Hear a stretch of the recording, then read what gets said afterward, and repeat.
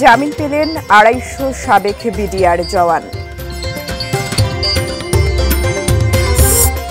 সড়কে বেপরোয়া easy bike, ঘটছে দুর্ঘটনা।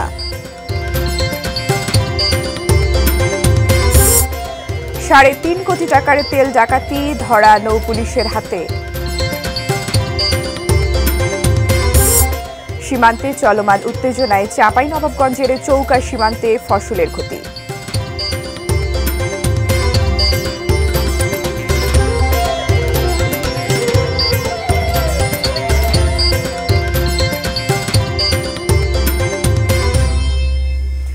এটি নিউজ দেখছেন। আমন্ত্রণ জানাচ্ছি দেশের খবরের সঙ্গে আছি আমি ফারহিন টুম্পা। এতক্ষণ আকিজি বশির গ্লাস শিরোনামগুলো শুনছিলেন। বিস্তারিত।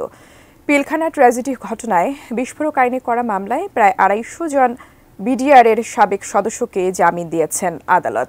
কেরানীগঞ্জ কেন্দ্রীয় কারাগার সংলগ্ন অস্থায়ী আদালতে বিকেলে এই আদেশ দেন কারাগারে স্থাপিত অস্থায়ী আদালতের বিচারক মোহাম্মদ ইব্রাহিম মিয়া। এর আগে সকালে তাদের জামিন শুনানি হয়। এদিন আদালতে রাষ্ট্রপক্ষে সাক্ষ্য দেন অবসরপ্রাপ্ত মেজর ইউসুফ ইকবাল। ভোর থেকে বিডিআর জওয়ানদের জামিনের আশায় কারাগারের সামনে অবস্থান নেন দেশের বিভিন্ন প্রান্ত থেকে আসা স্বজনরা।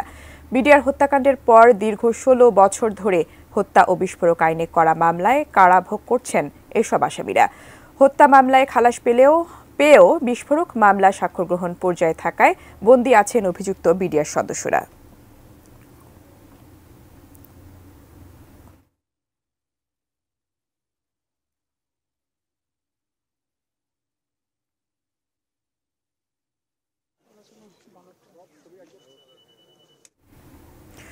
বিডিআর বিদ্রোহের ঘটনায় বিস্ফোরক আইনের মামলায় জামিন পেলেন বিডিআরের প্রায় ২৫০ সাবেক জন। এ বিষয়ে জানতে কেরানীগঞ্জের অস্থায়ী আদালত থেকে সরাসরি যুক্ত হচ্ছেন সহকর্মী স্বপন আহমেদ। স্বপন, এই মুহূর্তে আসলে কি খবর রয়েছে আপনার হাতে সেটা জানাবেন, এবং আমরা যতদূর জানি ৪০০ অভিযুক্তর মধ্যে ২৫০ জন জামিন পেয়েছেন।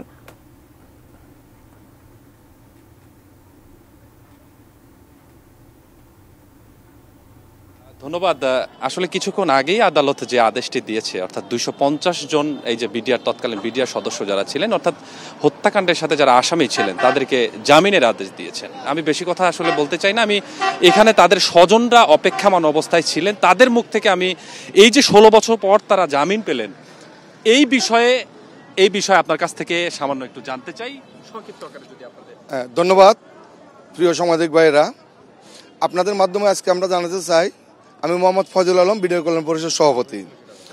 আমি এখন জানাতে চাই এটাই যে আইনি প্রক্রিয়া কাজ যেটা শুরু হয়েছে এবং আজকে প্রায় ২৫০ জামিন হয়েছে, এটা আমরা সন্তুষ্ট। এবং নিরপরাধ একজন বন্দী কারাগারে থাকা অবস্থায় আমরা কোনো প্রকার ঘরে ফিরে যাব না, ইনশাল্লাহ সকলকে নিয়ে আমরা ঘরে ফিরবো।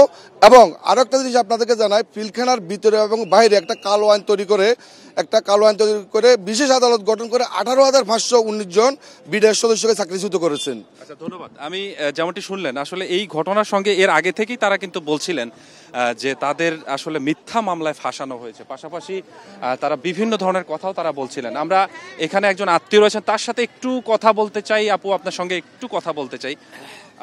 এই যে ১৬ বছর পর জামিন পেলেন আপনার ভাই, আপনি বলছিলেন, আপনার ফিলিংসটা একটু আমাদের সাথে। আসলে এই ফিলিংস মানে ১৬ বছরের যে অপেক্ষার একটা প্রহর, এই ফিলিংসটা আসলে বুঝায় কাউকে প্রকাশ করা যাবে না যে ১৬ বছর পরে আমি একটা কিছু পাইতে চলেছি।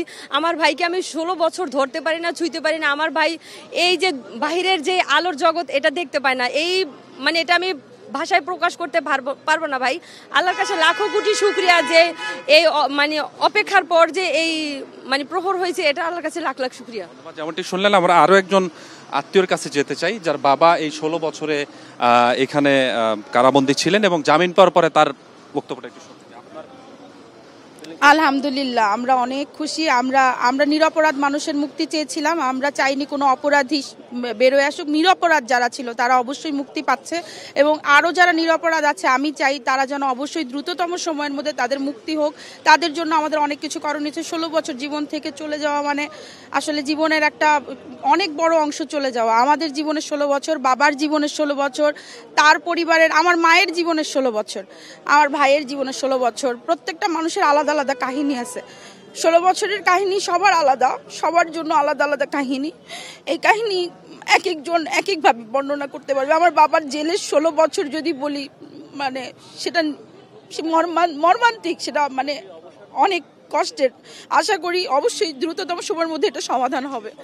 ধন্যবাদ। যেমনটি শুনলেন, আসলে এই আবেগ কিন্তু চলেই আসে, যেহেতু 16 বছর তাদের নিজ নিজ আত্মীয়কে তারা আসলে কাছে পাননি। এই জামিনের মধ্য দিয়ে তারা তাদের আত্মীয় স্বজন, যে 250 জনকে জামিন দেওয়া হলো, তারা তাদের আত্মীয়র কাছে হয়তো 2 দিনের মধ্যেই পৌঁছাবেন। তো এই আবেগ, এই ইমোশন কিন্তু থাকেই থাকে। তবে আরেকটি বিষয় জানিয়ে রাখি, এই মামলার আজকে কিন্তু সাক্ষী গ্রহণও হয়েছে। পরবর্তী এই মামলার যে সাক্ষ্য গ্রহণের তারিখ, সেটি আগামী মাসের 10 তারিখে করা হয়েছে। এই মামলার পুনরায় চলতেই থাকবে এবং আগামী দিনে হয়তো আরও যারা জামিন বাকি আছেন তাদেরকে জামিন দেওয়া হবে এমন প্রত্যাশা করছেন এখানে উপস্থিত স্বজনরা। এই ছিল আমার কাছে এই কেরানীগঞ্জ কেন্দ্রীয় কারাগারের সামনে থেকে জামিন পাওয়া সদস্যদের স্বজনদের সবশেষ অবস্থা। স্বপন, আপনাকে ধন্যবাদ। দর্শক, বিডিআর বিদ্রোহের ঘটনায় বিস্ফোরক আইনের মামলায় আজ জামিন পেয়েছেন 250 বিডিআর জওয়ান। এ বিষয়ে জানাতে কেরানীগঞ্জের অস্থায়ী আদালত থেকে যুক্ত হয়েছিলেন সহকর্মী স্বপন আহমেদ। সড়ক মহাসড়কে বেপরোয়া ইজি বাইক, ব্যাটারি চালিত রিকশা, সিএনজি অটোরিকশা সহ নানা ধরনের নিষিদ্ধ যানবাহন, তাতে প্রতিদিনই ঘটছে গুরুতর দুর্ঘটনা। প্রান্ত যাচ্ছেই পঙ্গু হয়ে পড়ছেন অনেক মানুষ। পঞ্চগড় প্রতিনিধি সিদ্ধার্থ কর্মকার এবং ঝিনাইদহ প্রতিনিধি ইমন হাসানের তথ্য ছবিতে ডেস্ক রিপোর্ট। বেপরোয়া অটোরিকশা ও ব্যাটারি চালিত ইজি বাইক দাপিয়ে বেড়াচ্ছে উত্তরের জেলা পঞ্চগড়ের সড়ক মহাসড়কগুলোতে। ড্রাইভারের নেই লাইসেন্স, নেই প্রশিক্ষণ বা নিয়ম নীতির বালাই। সামান্য কিছু চাঁদা দিলেই মিলছে মহাসড়কে নামার বৈধতা। পৌরসভা থেকে ডাকে, ওরা ডাকে নেয় ইজারা তো অনেক 20 টাকা। ফলে প্রায় ঘটছে মর্মান্তিক দুর্ঘটনা। সড়ক দুর্ঘটনার অন্যতম প্রধান কারণ অদক্ষ চালক। তারের কারণে ঝরছে অনেক তাজা প্রাণ। প্রাণে বেঁচে গেলেও কাউকে সারা জীবন বয়ে বেড়াতে হচ্ছে দুর্ঘটনার দুঃসহ ট্রমা, এমনকি পঙ্গুত্বের অভিশাপ।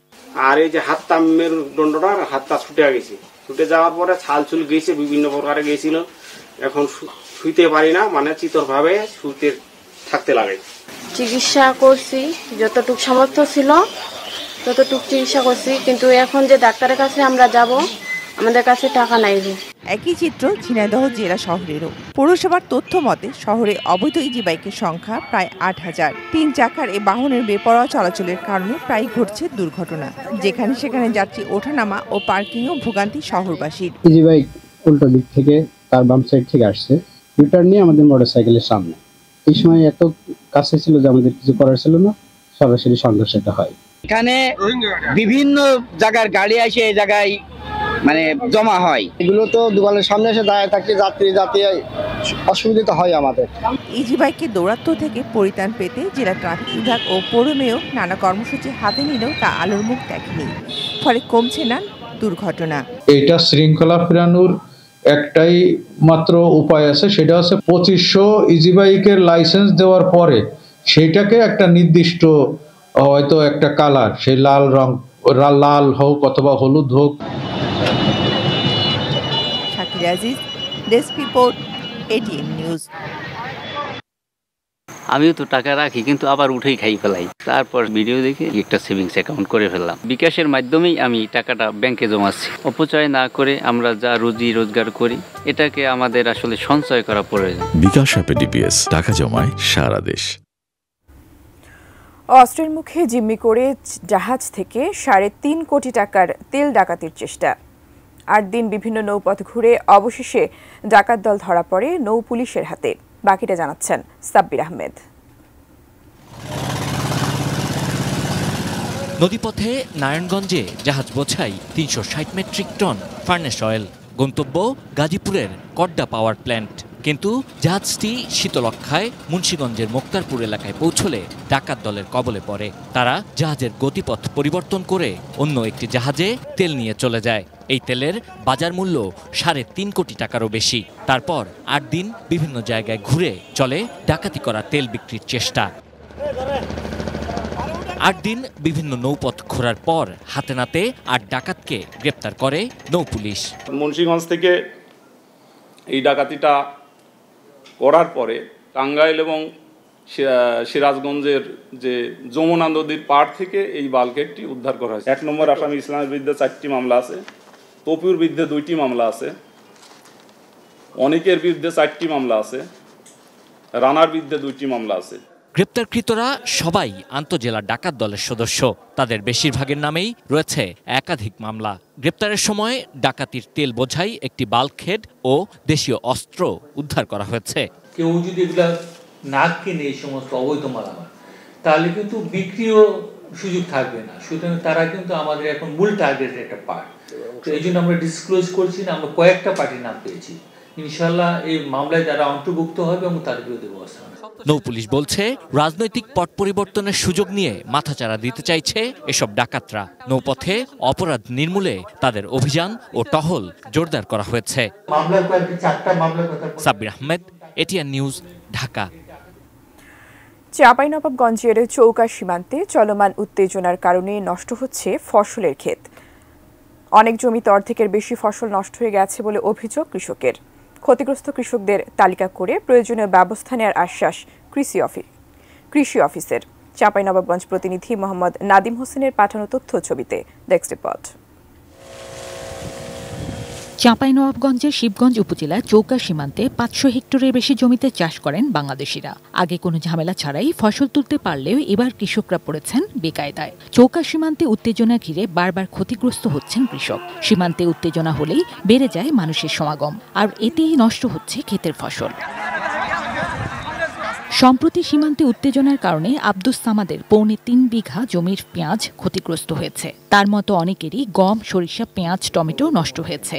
এই ক্ষতি কিভাবে পূরণ হবে সে দুশ্চিন্তায় কৃষকরা। আমার ভুট্টা খুঁজা খাইজা শেষ করে দিয়েছে, আর তো এই আপনার শস্য সব শেষ করে দিয়েছে। ফুরান নিয়ে আমরা করি, পরের জমি আমরা আবাদ করি। তো এই ক্ষতিগ্রস্তগুলো হয়ে গেছে, আমরা তো মানে কঠিন অবস্থা, আমাদের দেওয়ালে পিঠ থেকে গেছে কৃষকেরা।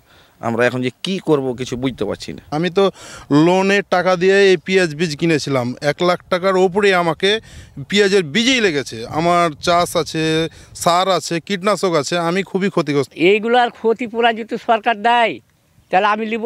ক্ষতিগ্রস্ত কৃষকদের তালিকা করে প্রয়োজনীয় ব্যবস্থা নেওয়ার আশ্বাস উপজেলা কৃষি অফিসের। তালিকার কাজ চলমান আছে, এটি ঊর্ধ্বতন কর্মকর্তাদের আমরা জানাবো, সেই অনুযায়ী আমরা ব্যবস্থা গ্রহণ করব। জিনিয়া ইসলাম, ডেস্ক রিপোর্ট, এটিএন নিউজ। দেশের খবরের পর্যায়ে বিরতি নিচ্ছি, এরপর আরো থাকছে।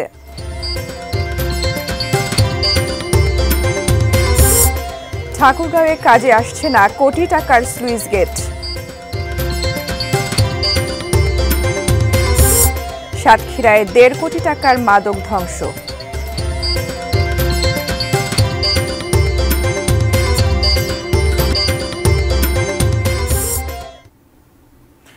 বিরতির পর আবারও আমন্ত্রণ দেশের খবরে। ধন্যবাদ সঙ্গে থাকার জন্য। এবারে হাতিলের সৌজন্যে বাণিজ্য মেলার খবর মেলায় মেলায়।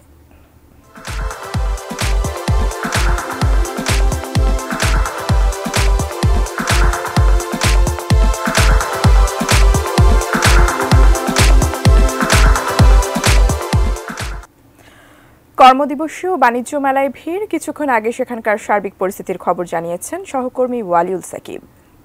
আজ সাপ্তাহিক কর্মদিবস হিসেবে যেমন চলছে, মোটামুটি বলা যায় যে বেশ ভালোই জনসমাগম রয়েছে। ক্রেতা দর্শনার্থীরা বেশ ভালো পরিমাণেই আসছেন আমরা দেখতে পাচ্ছি। সব মিলিয়ে বলা যায় যে সাধারণত আমরা যেমনটি দেখি সাপ্তাহিক ছুটির দিনগুলোতে বেশি জমে ওঠে। তবে গত শুক্র শনিবারও বেশ ভালোই জমে উঠেছিল বাণিজ্য মেলা। তবে আজকে যে রোববার হিসেবে সাপ্তাহিক ছুটি নেই, আজকে সাপ্তাহিক কর্মদিবস, তবে বেশ সে অনুযায়ী মানুষের সারা আমরা ভালো দেখতে পাচ্ছি। বিশেষ করে প্রতিটি স্টলের দিকে আমরা উল্লেখযোগ্য সংখ্যায় ক্রেতা দর্শনার্থী দেখতে পাচ্ছি। অনেকে আছেন যে যারা ঘুরে ঘুরে দেখছেন, এবং অনেকেই আছেন যারা কেনাকাটায় ব্যস্ত সময় পার করছেন। সকালের দিকে কিছুটা জনসমাগম কম থাকে, তবে বেলা বাড়ার সঙ্গে সঙ্গে মানুষের উপস্থিতি বাড়তে থাকে, ভিড় বাড়তে শুরু করে। তো আমরা ঠিক তেমনটি দেখেছি যে দুপুরের পর থেকে জনসমাগম বেড়েছে। আর বিশেষ করে যেহেতু আজকে বাণিজ্য মেলার 19তম দিন চলছে, বাণিজ্য মেলা অর্ধেকের বেশি সময় পেরিয়ে গেছে, তো সে কারণেও কিন্তু এখন ছুটির দিন হোক আর কর্মদিবস হোক, প্রতিদিনই কিন্তু মোটামুটি মানুষের উপস্থিতি থাকে। কারণ এই সময় একেবারে শেষ দিকের যে কেনাকাটা ব্যস্ততা, সেটি কিন্তু যারা বিক্রেতা রয়েছেন সেটাও ব্যস্ত সময়ে পার করেন তারাও। আর যারা ক্রেতা রয়েছেন তারা কিন্তু প্রথম দিকে কিছুটা ঘোরা ফেরার মুডে থাকলেও শেষের দিকে এসে তারা কেনাকাটায় ব্যস্ত সময় পার করছেন। আমি একটু দেখানোর চেষ্টা করছি যে সব ধরনের পণ্যের স্টলেই কিন্তু ভিড় রয়েছে। তবে এই দিকে আমরা দেখতে পাচ্ছি যে কিছুটা যে বিভিন্ন আসবাবপত্র রয়েছে, জগ, বিভিন্ন যে রান্নার সামগ্রী, গৃহস্থালী বিভিন্ন বিভিন্ন জিনিসপত্র রয়েছে, পাশাপাশি আমরা খেলনাও দেখতে পাচ্ছি এবং এই দিকটাতে কিন্তু বেশ বিশেষ করে গৃহিণী যারা রয়েছেন তাদের উল্লেখযোগ্য সংখ্যায় ভিড় রয়েছে। এছাড়া আমরা যে খেলনার দোকানগুলো রয়েছে সেখানেও দেখতে পাচ্ছি যারা এখানে ছোট ছোট সোনামণিরা যারা এসেছেন বাবা মায়ের সঙ্গে তারা খেলনার দোকানগুলোতে ভিড় করছেন।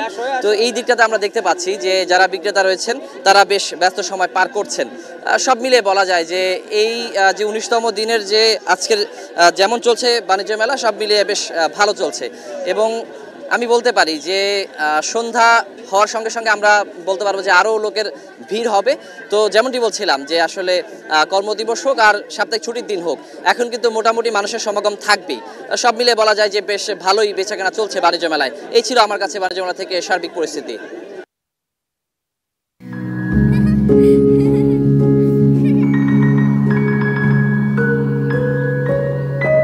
প্রতিদিন এমন ছোট ছোট মুহূর্তগুলো তৈরি করে জীবনের গল্প। Hatil, live and relive. দেশের খবরে পর্যায়ে আবার বিরতি নিচ্ছি, সাথেই থাকুন।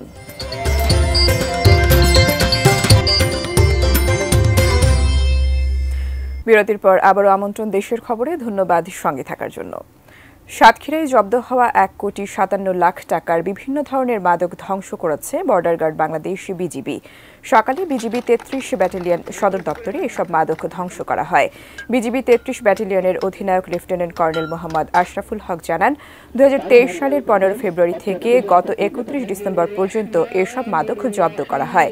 সীমান্তে মাদক ও চোরা কারবারিদের বিরুদ্ধে জিরো টলারেন্স অব্যাহত থাকবে বলে জানান বিজিবি কর্মকর্তা।